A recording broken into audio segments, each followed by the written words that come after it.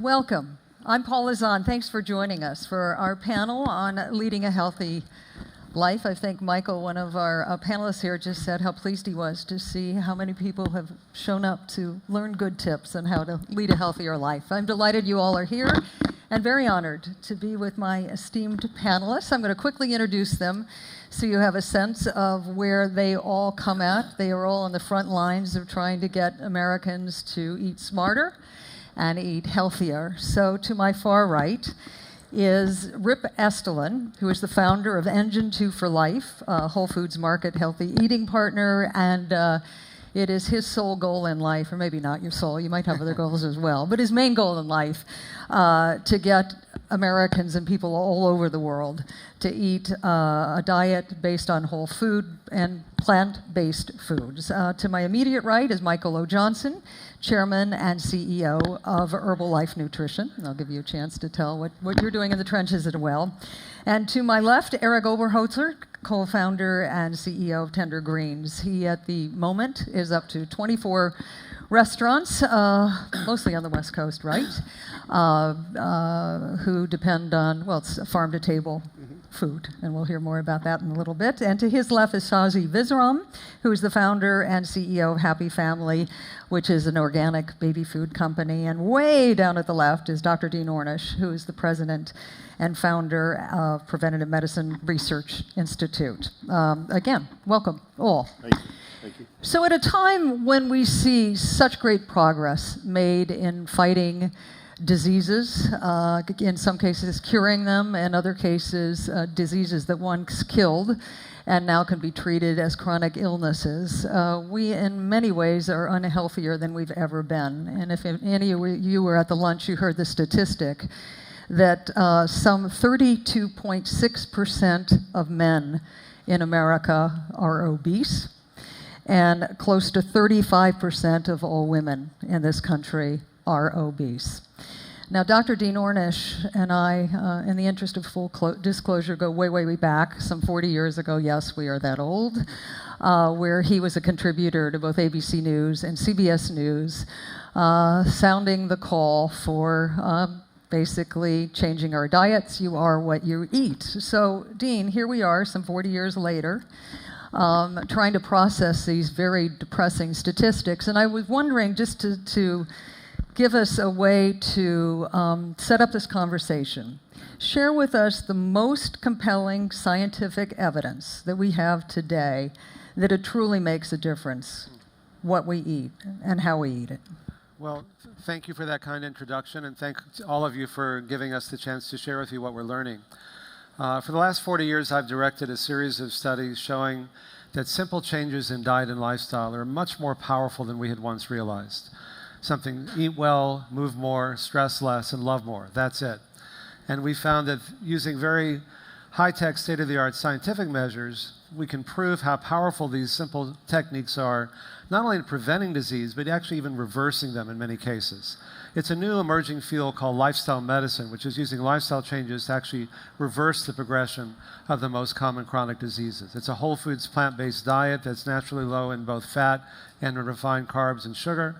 Various stress management techniques, including meditation and yoga, moderate exercise, and what we call psychosocial support, which is really love and intimacy or community. And as I mentioned, we've been using these very high-tech, expensive, state-of-the-art scientific measures to prove how powerful these very simple and low-tech and low-cost interventions can be. So first we showed that the progression of heart disease could be reversed. In fact, everything we've done was thought impossible at the time. It was thought at the time that you could only slow down the rate at which it got worse, but we found you could actually, within a few weeks, the blood flow to the heart improves. The chest pain generally goes away. The heart beats more normally. Within a year, even severely blocked arteries become measurably less clogged. Within 5 years, there's even more reversal than after 1 year. 2.5 times fewer cardiac events. And with all this talk about personalized diets and lifestyle interventions, these same lifestyle changes we found in a study that we did with Dr. Peter Carroll, the chair of urology at UCSF, and the late Dr. Bill Fair, who at the time was the chair of urology at Memorial Sloan Kettering Cancer Center, and a study funded by Mike Milken, who's been on this type of diet now. We've been working together for more than 30 years, could stop and slow and even reverse the progression of men with early-stage prostate cancer.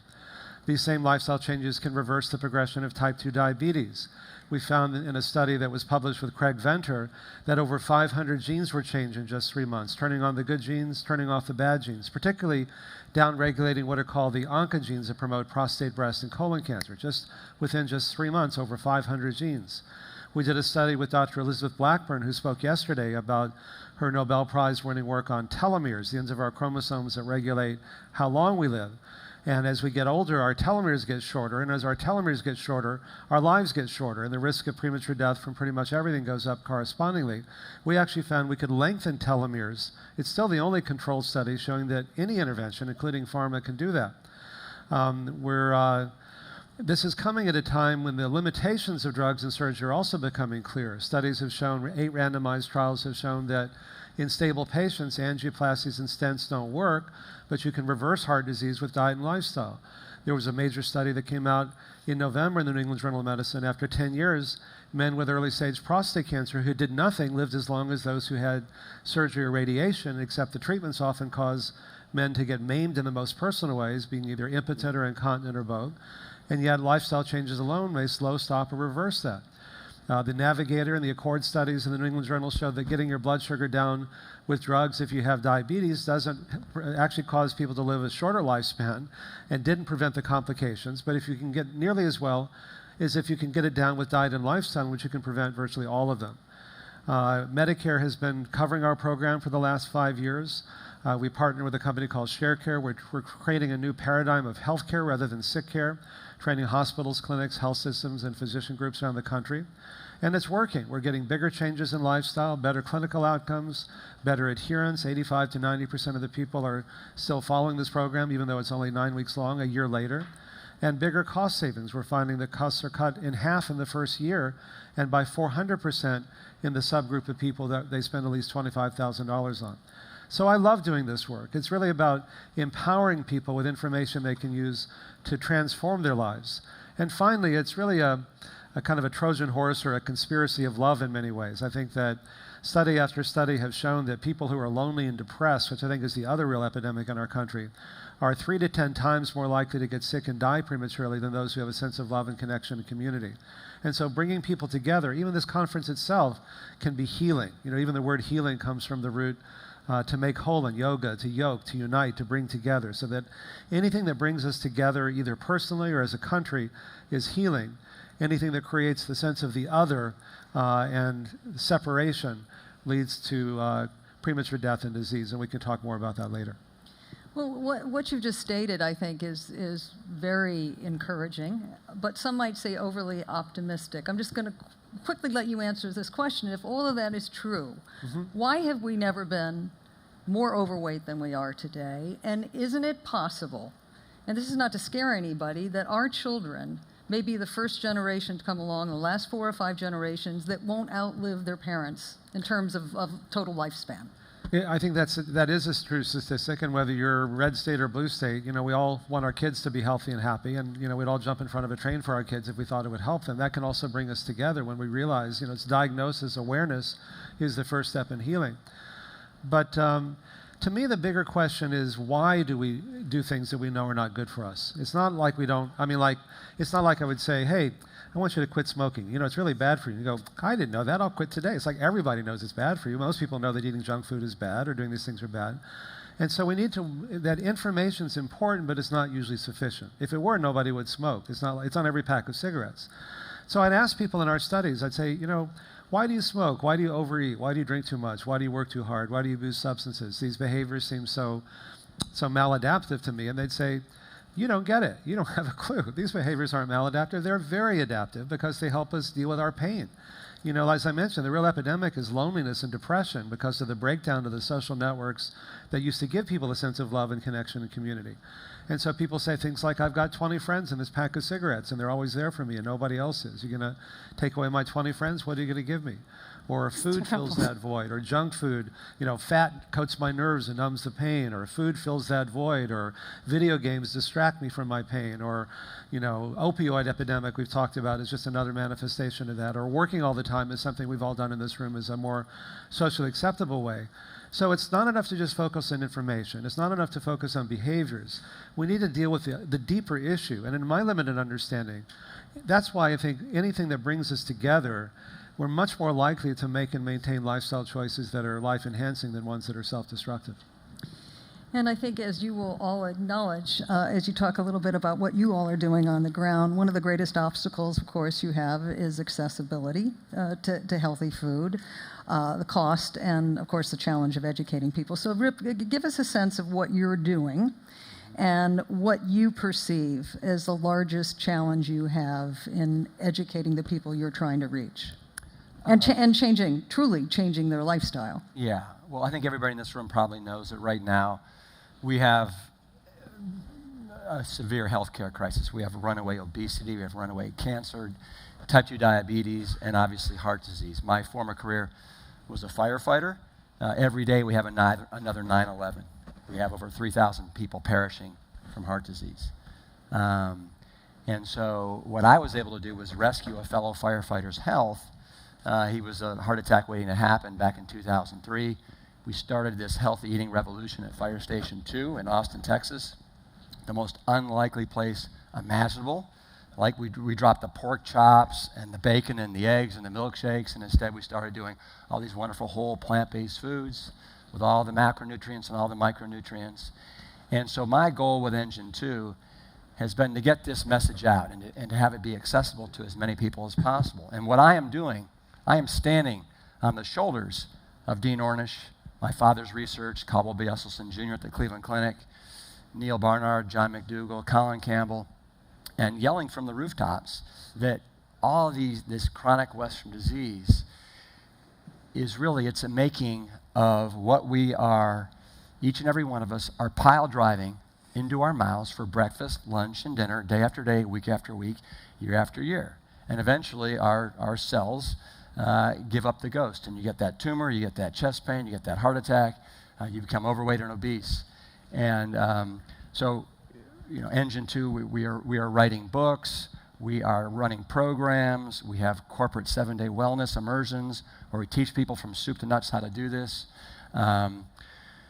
We have a food line that's a Whole Food Market exclusive brand that encompasses all the things we want. I tell people, Paula and the panel, that this is peasant food. This is peasant food. This is rice, this is beans, this is potatoes, it's bananas.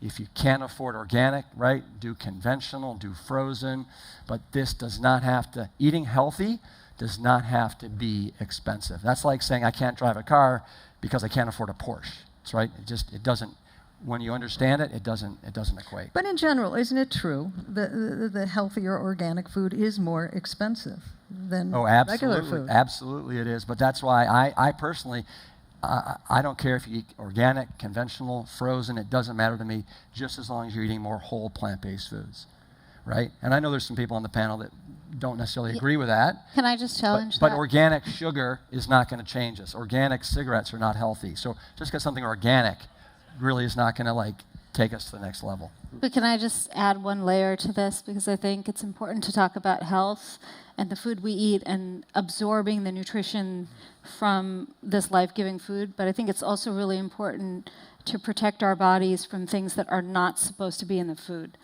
And so for me, really as a kind of maternal health advocate and an advocate for babies who can't speak, everything that we give them becomes them. Everything they eat becomes them, right?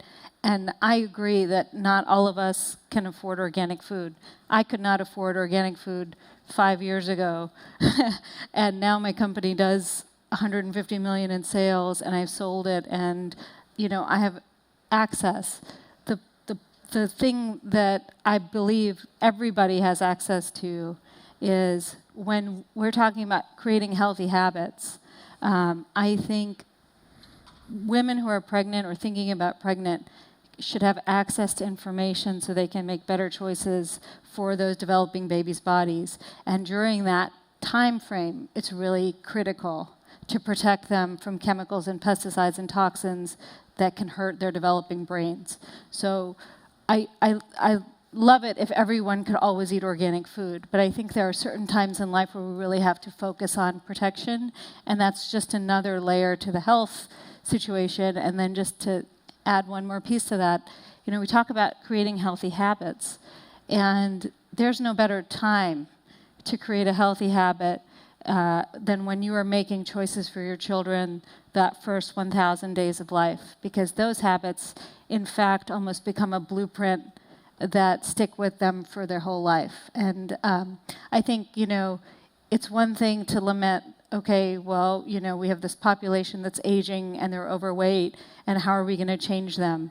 But the hope and the opportunity and the beauty is in our ability to affect the next generations. So I think that part really excites me, because there's so much that we can do by democratizing information to those young parents and those young families, and kind of setting kids out on that healthy start in life. So, Nice. Dean? Yeah, well, just to build on that, a number of studies are showing that not only what you feed your baby when they're in their first 3 years of life, but just talking to them, singing to them, reading to them is the most powerful thing you can do. I mean, everything from likelihood of graduating from school or ending up in prison or so on really begins in those first 3 years. But also I think it's important to build on what Rip was saying, is to change the food subsidies. I came across this in a more personal way. In 1999, I consulted with the CEO of McDonald's to put salads on the menu. I said, you're going to be the next big tobacco. You need to have some healthy things on there. So they did, and it was organic. It had 14 kinds of lettuce and edamame. It was beautiful. But the salad was $5.95. The burger's 99 cents. So if you're on a fixed income, you get a lot more calories for your dollar by eating junk food, because it's subsidized, and it doesn't price, not only is it not priced into the real cost of the food to society, but it's actually subsidized. So it really goes back to the Farm Bill and the kinds of priorities that we want to make as a country, of like, what do we want to make affordable in this country? As you were saying, Rip, this is a third world diet. If it weren't for the subsidies and so on, it would always be easier to eat healthfully. And also, what's good for you is good for the planet. More global warming is caused by livestock consumption than all forms of transportation combined. And so, and it takes 10 to 14 times more resources to do a pound of meat-based protein than animal-based protein.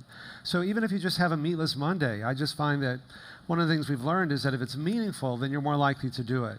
And if you feel like okay, I'm not going to have a burger today. I'm going to eat something plant-based. I'm going to eat one of Rip's vegan burgers. And knowing that it's not only going to help my own health, but it's going to help the planet by freeing up more resources. There's enough food today to feed everyone. No one need go hungry. And even Al Gore became a vegan 2 or 3 years ago, even though he's a cattle rancher, because he realized that more CO2 is produced by cattle than by cars. So when we can see the larger picture, sometimes it makes it easier for people to make those changes and to help subsidize the right things instead of the ones that are polluting us. But the truth is, in a lot of communities, and Erik, I know you've experienced this, across America, it is much easier to get access to a hamburger than it is to get produce. And I know that those of us who live in New York City will forever be grateful to Mayor Bloomberg, who funded a program where he discovered that in some boroughs, people had to travel on average 7 miles to get fresh fruit and produce. And so he's funding these mobile trucks that will go into neighborhoods and also do partake in education programs to teach people about the value in fruits and vegetables. So tell me a little bit about the reality of the customers you're trying to reach and those that really do have difficult access to healthy food. Yeah, I mean, I live in Venice, California. So everybody in Venice, where I live, is Lululemon ready. So they can go work out at Muscle Beach? Yeah, and I was caught recently standing on a street corner indecisive because I wasn't sure whether to go to Whole Foods or Erewhon Market. It was a real dilemma for me. That was my food choice. And then Tender Greens, we have this mission to democratize good food, whole food, real food, through the lens of a chef. All of my restaurants have chefs, and it's the kind of food that we cook for our friends and family when we're entertaining and we have time, at a price point that is accessible to people. But as you get away from the coast, as you get deeper into some of these food deserts, having a market and fresh fruits and vegetables available.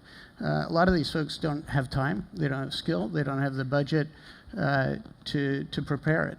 So they need access to ready-made ingredients or meals that fit their budget, and most of those budgets are maybe our morning coffee budget for their entire day and 3 or 4 kids.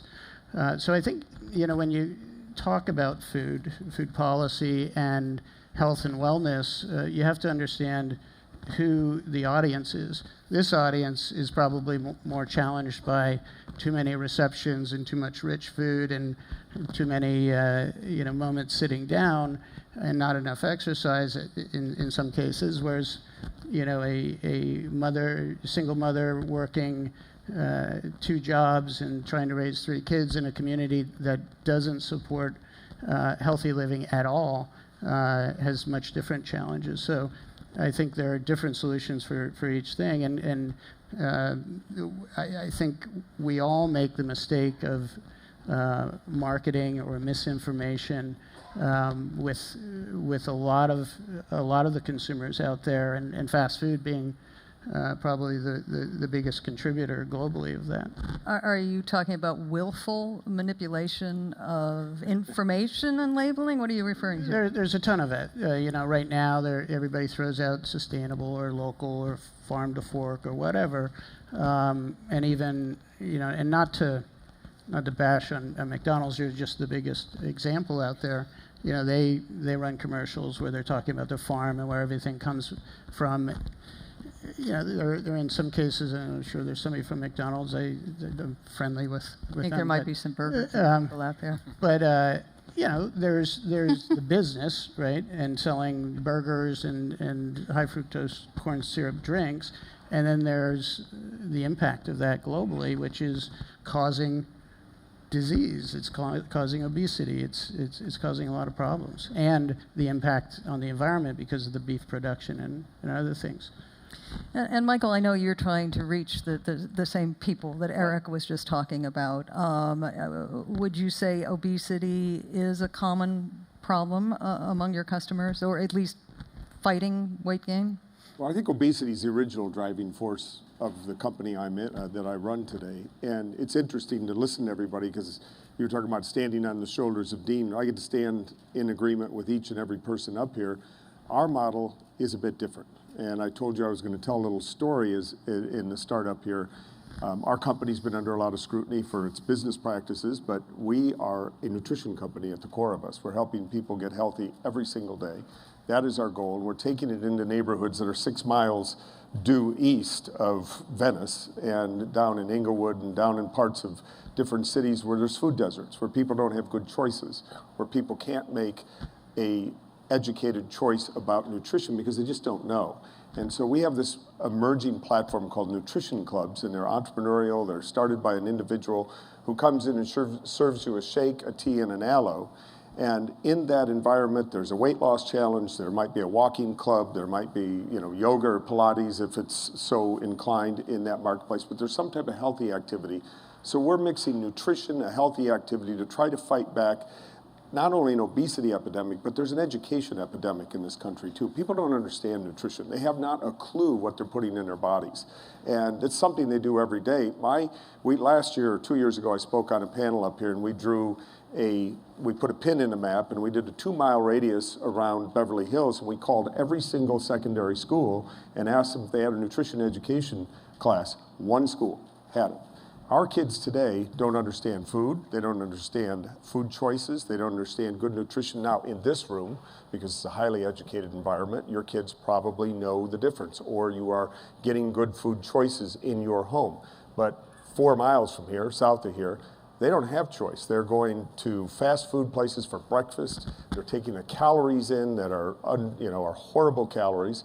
They don't have a community environment around it, which as Dean was talking about. And these nutrition clubs, and it was interesting, and I'll try to make this brief here, is that we brought in the 17th Surgeon General of the United States to sit on our board, and he was very apprehensive because he's very busy, he had a lot going on. Herbalife had all this news that was out there, agitated by a short seller. Funny, I don't think any of us missed that, though. Yeah, well, fake news, getting it out there. And so when I brought him in to see the company, we wanted him to see how a distributor operates. We wanted to see the grassroots. Of course, we took him through our science center, had him meet, our nutritionists and our scientists and all the people who are involved in our supply chain, which is impeccable, and it would have been attacked if it weren't.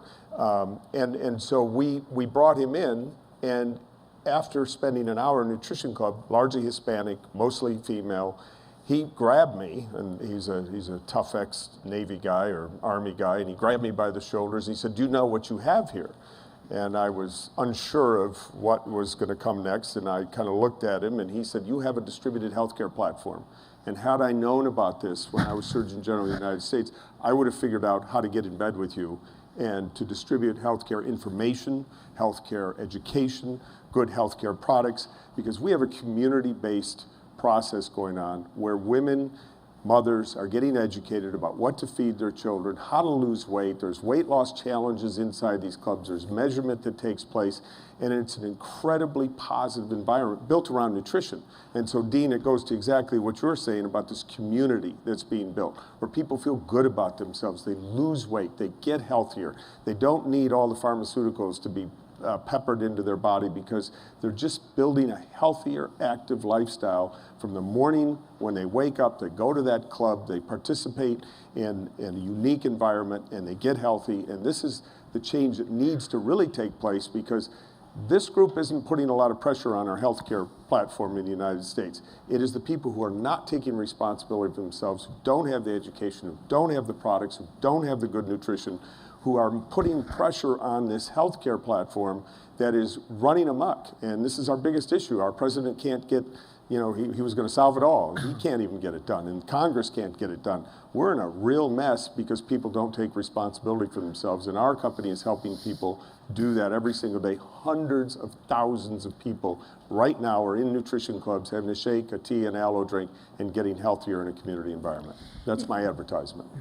No, it's interesting that you should make reference to children being clueless about diet and nutrition, but the truth is many of you probably sat in on a panel yesterday where the chief scientific officer for Pepsi, who is an endocrinologist and has been a scientist working in the lab for many, many years, said that he would defy anybody in this room, including his colleagues in the lab, to understand this very complex nutritional information that is out there for all of us to consume. So, Dean, if what Michael's saying is true among kids, and even adults in America don't yet understand if the paleo diet's better than this diet, what is it that we need to know? What actually stands up to the science? Well, the media love controversy, as we know, but there's actually, if you talk I know, shocking, right? But there's actually a converging consensus on what constitutes a healthy way of eating for most people. And it goes something like this: eat mostly plants, fruits, vegetables, whole grains, legumes, soy products, as close as possible as to the way they come in nature. You want to also reduce your intake of fat as well as sugar and refined carbs. It's not one or the other. And by the way, just to digress, there are people that are going around saying, we've been told to eat less fat, we're fatter than ever, low fat is dead, it's all sugar. I'm sure you've heard, it's become almost a meme, it's been repeated so often. And it turns out that we have been told to eat less fat, but I went to the U.S. Department of Agriculture to see, which actually tracks the entire U.S. food supply, to say, what are we actually eating? And every decade since 1950, what I learned is we're actually eating more fat, more sugar, more calories, and more meat. So not surprisingly, we're fatter, not because we're eating too little fat, but because we're eating too much of everything. So you want to eat a diet that's mostly plants, low in fat and sugar, organic if you can afford it, because the insecticide residues that are left on non-organic foods, it turns out are often powerful, what are called endocrine disruptors. They mess up your hormones, and so it's better to avoid that. And to try to eat some of the good fats, the omega-3 fatty acids that you find in fish oil or flaxseed oil or plankton-based omega-3s. And what's so interesting to me is that other countries are starting to eat like us and live like us and die like us. There's this globalization of chronic disease that's going around in the world, this giant experiment. So we know that when people eat a whole foods plant-based diet, particularly when they combine it with exercise and managing stress and loving more, that they don't get sick the way that we do otherwise. And even past this whole fat versus carbs debate, and having debated Dr. Atkins, numerous times before he died of heart disease, as it turns out, it turns out that animal protein itself may be even more important, independent of this whole fat versus carbs. So if you're going to eat animal protein, red meat is the worst. Processed red meat is actually the worst. Then red meat, then chicken, then fish, and then plant-based foods. And so to the degree that you move in that direction, there's a corresponding benefit. It's not all or nothing. Now, to reverse a life-threatening condition, that's more the pound of cure. You really have to make big changes. That's why we were able to show that, because we went a lot farther than most people. But if you're otherwise healthy, what matters most is your overall way of eating and living. I wrote a book called The Spectrum a few years ago that was based on the findings in all of our studies that surprised me. Because when I started doing this work, I thought the younger people who had less severe disease would do better, but it turns out I was completely wrong. It wasn't how old or how sick they were. The more you change, the more you feel, the more you improve. In every way we can measure. Every disease we measure, every underlying biological mechanism you measure, the more you change, the more you improve. And the better you feel, and the better you feel, the more you want to keep doing it. And so you get into this virtuous cycle. And that's ultimately what makes this sustainable. Fear is not a sustainable motivator. It's not true in politics, as we're seeing now in the country. It gets your attention. Like someone who's had a heart attack, they'll do pretty much anything what their doctor says for like a month or two, and then they stop doing it. Because, what's the mortality rate in this room? Does anyone know? It's 100%. It's one per person. I don't want to be the first to break the news to you, but we're all going to die. Nobody gets out of this thing alive. It's not something that we think about most of the time. And so efforts to try to motivate you to change out of fear are good for like a month or so after you've had an emergency room visit or a heart attack, but then the denial comes back. We don't think about the fact that we're going to die most of the time. But because these underlying biological mechanisms are so dynamic, when you eat a healthier diet, when you exercise, when you manage stress, when you love more, you feel so much better so quickly that it reframes the reason for making these changes from fear of dying to joy of living. Your brain gets more blood. You can grow so many new brain neurons. Your brain gets bigger. Your skin gets more blood flow. Your sexual organs get more blood flow. And so it's not all or nothing. If you indulge yourself one day, eat healthier the next. The whole language of behavioral medicine has this kind of fascist quality to it. Patient compliance is such a creepy word. It's all about bending your will, and it's all about shame and guilt. And once you call foods good or bad, it's a very small step to saying I'm a bad person because I eat bad food, And those shame and guilt and anger are really the most toxic emotions. So be compassionate with yourself. Say, directionally, I'm going to eat and live more healthy. If I don't have time, if you indulge yourself one day, it doesn't mean you cheated or you're bad. Just eat healthier the next. You don't have time to exercise one day, do a little more the next. You don't have time to meditate for an hour, do it for a minute. Whatever you do, there's a corresponding benefit. And then you can't fail, and then it's ultimately much more sustainable. That's very, very helpful information. I'd like to open up our conversation to some questions, please. Can you want to bring the mic up here in the front row? Thank you.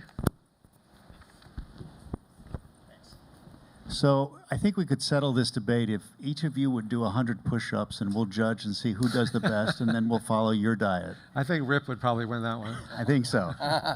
So Rip is ripped. All kidding aside. I will win. So no one has yet mentioned the word addiction. And in reality, isn't the real problem of eating not so much whether we understand what's the healthiest diet, but that all of us are addicted and become addicted to salt, sugar, and fat, and that the addiction to food is no different than the addiction to alcohol or to drugs or any other kind of addiction. So my question is, how do we break the addiction that all of us have to unhealthy eating? And whatever we define as healthy, we'll all find our own definition in one form or another. But isn't the real challenge an addiction to unhealthy eating? Well, Rip, do you want to take a... Rip, and then I'd like to follow you if I could. Yeah.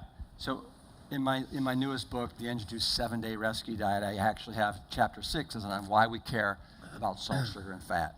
Why we want to downregulate from our brain, right, all these receptors for salt, sugar, and fat because they are appetite stimulants and they are addictive just like nicotine or heroin. Not on the same level, but they are. On average, Americans are consuming 3,000 to 5,000 milligrams of sodium a day. According to the Institute of Medicine, the upper limit is about 1,500 milligrams. Oof.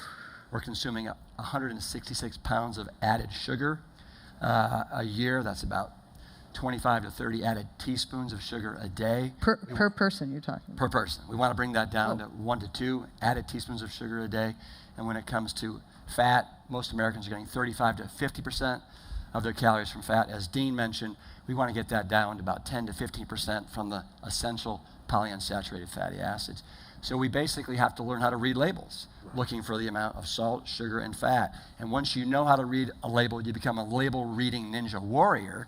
Now you're not going to be like a pig led to slaughter by all these packaged, boxed, and canned foods. And if you're going out to like restaurants, forget about it. It's the wild, wild west. It's salt on top of sugar, on top of fat. The added entree at Chili's has 3,152 milligrams of sodium.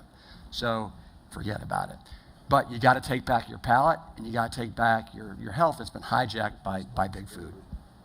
Michael? Oh, I just say you got to take responsibility. And I'm not an expert on addiction by any means. I'm addicted to a couple things myself. One of them is exercise. So I'm not probably the right guy to say fight back on addiction because I spend too much time on a bicycle and too much time outside. But the reality for what Rip's talking about is that the food companies have played a game with us for years, and they've done it for a lot of people in here, the investment community. They needed to lower the cost of nutrition. They needed to lower the cost of their foods. They took out nutrients. They put in sugar, salts, and fats. They packaged it really intelligently. They marketed brilliantly. They got kids hooked on sugar at a young age, and away we go. The circus begins now. And to try to get people off that, and I agree with Rip to a certain level, but nutrients cost money. It costs money to have nutrients in products because, again, what Dean said is our whole food system is set up to subsidize sugar, salts, and fats because those are huge industries. They have political pull in Washington, D.C. They have figured out how to get the government to subsidize them. I grew up on a corn farm, and so we receive subsidies for growing corn and turning it into concentrated oils, and it's unbelievable. And my brother, who still runs our farming business, says it's amazing what the government gives us every year. And our government still subsidizes tobacco in Virginia. I mean, we're backwards. And to try to get this to put into a real concept, and how do we get it down again to what I'm going to talk about is the communities who are really victims of this because they go in and they buy calories because they figure they need 2,000 calories a day, and they buy crap calories. And so that's where, I don't know if that leads to addiction or not, and I don't know if that's the game, but we're upside down. And I'd love if we were more touchy and feely about it, but we got to get a little brutal about it in DC, and we got to turn the tables and take responsibility and get control of a food system that's got control of us. Erik, do you want to jump in? Yeah, I mean, I have a point of view on that. We take foster youth and bring them into the restaurants, train them, and these kids come with the worst eating habits. They have issues with food insecurity, obesity, etc. Within 3 or 4 months, they've shifted their food identity. They're eating more plants. They're beginning to exercise more, and we've seen in the course of 6 or 7 months, these kids go from 250 pounds to 160 because of lifestyle change, access to better food, and to the point of addiction, they shift that addiction to clean food. And they come back to us oftentimes, maybe they went to a fast food restaurant or a corner store on the weekends, and their body begins to reject that. In the same way that many of us, if we're leading, a relatively clean life, and you fall off the wagon for a minute and get a fast food something or other, you feel really bad. So I think there are good addictions and there are harmful addictions, and it's beginning to shift to that, but it's progressive in some of its access, some of its portion size, some of its marketing. But I believe it's just shifting the conversation. Shazi? Yeah, I mean, I very much agree. I think everything is shifting. No one person in this room is going to have a solution to this problem today. It's an ongoing thing. But one point I'll make is 17% of toddlers in America are obese. So it's not that surprising that they grow up to have these challenges where you're meeting in these communities. And I think from an advocacy perspective, if we, the enlightened and entitled people in this room don't take the time and don't make the effort to fight for all of our kids, I don't think, I wish everyone was as good as Erik. And we all need to be, so that we as a society can rise above these challenges. And so, for instance, one thing that Happy is doing is, and this is a shocker, 1 out of every 2 children born in our country are born into the Women Infant Children program. Did we all know that? So 50% of babies born in our country are born to generally single, low-income mothers. And they are entitled to subsidies by the government for a certain number of calories and ounces for food to feed their babies and grow those babies' brains their first 3 years of life. And so one thing that we're doing at Happy is trying to democratize those subsidies to also cover organic food for babies, because I think that every baby deserves to be a happy baby, even the poor ones. And so, you know, is it the answer to all of our problems? No, but it's the one thing that I know that I can do to help. And I think these conversations get me excited, because I just hope that in everyone's head you're thinking, well, what is it that I'm going to do? How am I going to affect this underprivileged community? How am I going to reach out and you know, make a difference? As cheesy as that sounds, that is the love that I feel like, for me, brings healing into my world and makes me really, I don't know, truly empowered as a human being to do the best I can for all of us, and not just feel like I'm on my high horse about organics. It's about everybody. I think you're underselling yourself. There's nothing cheesy about it. It's quite laudable. Dr. Ornish. Well, you know, it's easy to say fat, sugar, and salt are addictive, and in some ways they are, but to me it's a much larger issue. Not just a physiological issue, but a spiritual one. You know, the real epidemic, as I mentioned earlier, is loneliness and depression. 50 years ago, most people had an extended family they saw regularly. They had a job that felt secure, that they were at for 10 years or more. They had a church or synagogue they went to regularly. They had a neighborhood with 2 or 3 generations of people. And there's been a radical shift in these social networks over time, and many people today are depressed and lonely. I mean, the #1 prescription drugs after cholesterol-lowering drugs are antidepressants.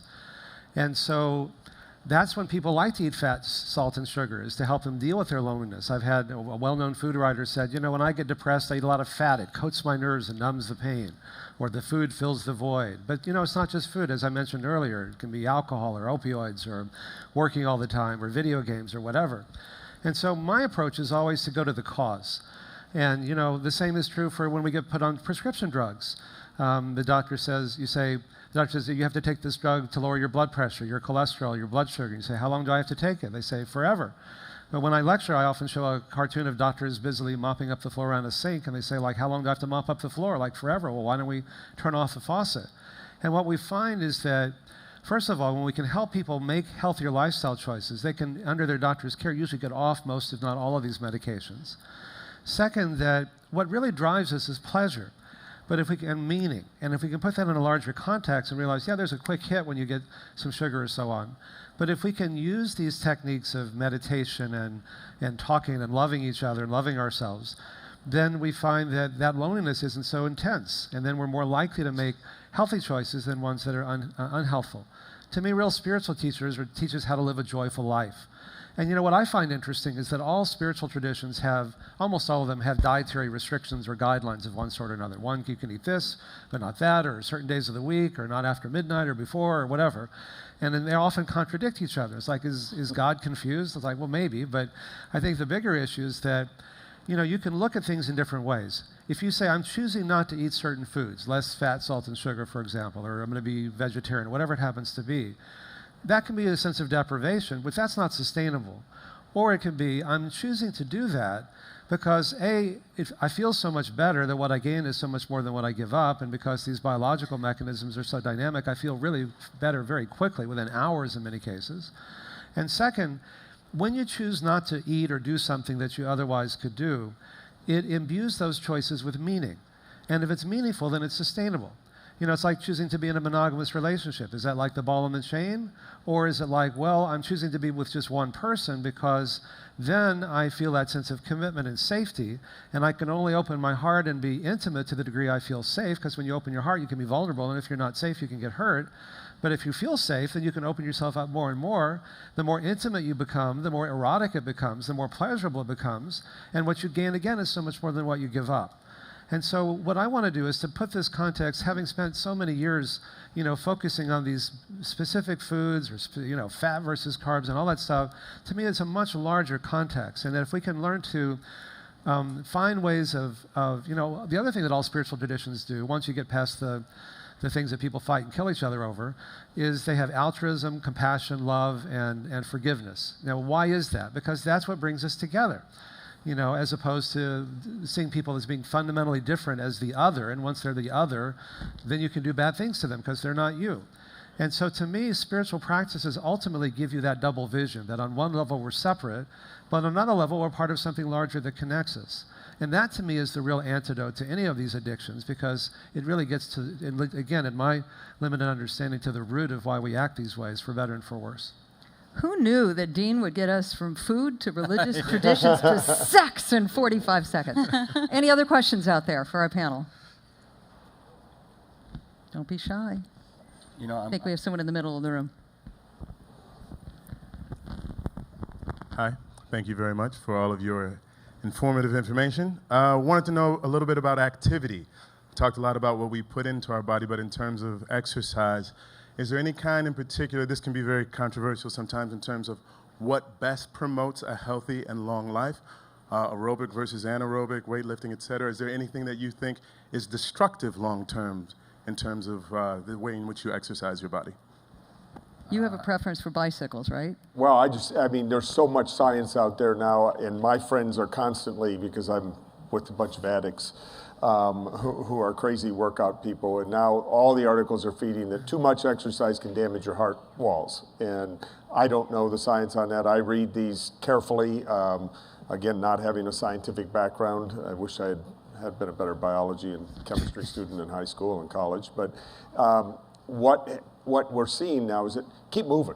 Get out there and get moving, because the sedentary lifestyle, as Dean said, is the video games, it's the clicker and the TV and everything else. That's just a negative. So I don't have the science background in order to go into all that. We have a lot of people in our company. We have a health program in our company. We got a workout tomorrow morning at 6 a.m. going on here on the 8th floor of the hotel. There's another plug. We've got a woman who's a former Olympian who works with us day in and day out and puts out health and exercise programs for everybody. But what we want to do is we want to first get you walking. We do a 5K walk, we do a 10K walk, we've got different programs out there to get you to start just to walk. And then if you'll run, and to get you off your butt and to get out there and do something. But in terms of your question about is there this or that, just don't do too much. And when you strain yourself, you know it. And then back it off a little bit. Whether weightlifting is better than anaerobic or aerobic exercise, I think that depends on the individual. I used to be a professional triathlete for over a decade, one of the top 10 in the United States at the Olympic distance. And my prescription now is, even if you just walk 5 to 10 minutes a day, that's better than nothing. We have become, smoking has become the new, sitting has become the new smoking. We are so sedentary right now. We sit on the way to work, we sit when we're at work, we sit at lunch, we sit on the way home from work, we sit at dinner, and then we're so exhausted we sit and we watch TV or we watch the internet or surf. Yeah, stand up. But it's so imperative for, Dean has mentioned, depression right now is so prevalent in this society. It's probably the best antidepressant out there is some sort of movement. It builds the size of the hippocampus. They get blood flow there that's responsible for motor skills. It's so fantastic for bone health, right? All you women that are concerned about osteoporosis, you gotta tax the bones. They're living, breathing, dynamic structures. You wanna do it for sarcopenia, to prevent the wasting away of your muscles after the age of 30, right? Prevent falls and increase your resting metabolic rate. The list goes on and on and on. Maybe it's like 25 minutes of sex every day. Or more, actually. Is that aerobic? So is that aerobic or anaerobic? Sorry. It's both, That's actually. personal. And there's resistance training involved in that as well, but that's another story. But if you don't remember... Does that involve a drug, or can that be done naturally? Sorry. Who's Sex and resisting? drugs always go well together, but that's another story. But if you don't remember anything else, get a portable phone, that you walk around your office during one of your meetings. I mean, we can always say, exercise an hour 3 times a week. You've heard that 1,000 times. But actually, if you get a portable phone, or even a treadmill desk, which is even better, but just a portable phone, and walk around your office during meetings, that's something we can all do. It doesn't take any more time, and it works. The best exercise is the one that you like, because if you like it, you'll do it. Mm-hmm. One of the most compelling arguments I've seen for exercise lately comes from the people who are in the front lines of Alzheimer's research, and they talk about cardiovascular issues making a greater risk for Alzheimer's, but moving in and of itself, they say can reduce our risk of getting moving Alzheimer's. Can, but also all these things can.